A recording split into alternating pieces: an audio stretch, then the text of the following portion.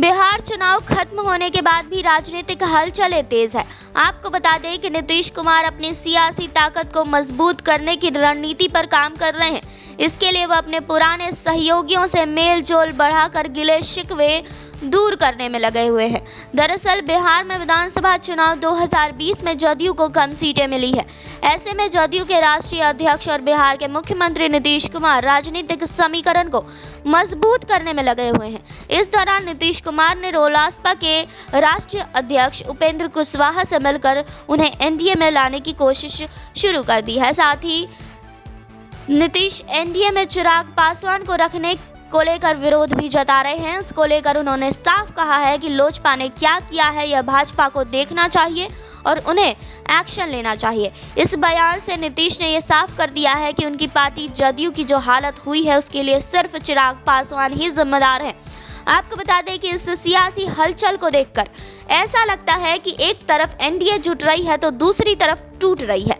जिस तरह से लोजपा ने विधानसभा चुनाव में एनडीए से अलग होकर चुनाव लड़ा है उसमें सबसे ज्यादा नुकसान जदयू को हुआ है। ऐसे में नीतीश कुमार भाजपा पर दबाव बना रहे हैं कि वह चिराग पासवान को एनडीए से बाहर का रास्ता दिखा दे। वहीं दूसरी तरफ लोजपा में भी आपसी फूट की बात सामने आई है।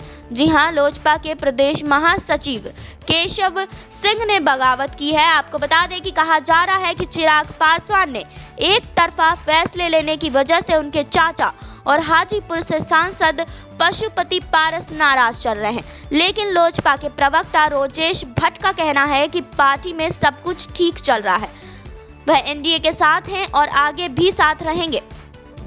साथ ही उन्होंने बताया कि पशुपति नाराज नहीं चल रहे हैं, वो राष्ट्रीय अध्यक्ष के फैसलों के साथ हैं।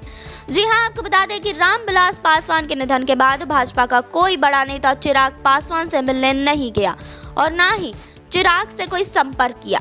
यहां तक कि रामविलास के निधन के बाद राज्यसभा में खाली हुई सीट पर भाजपा ने सुशील मोदी को चुन लिया।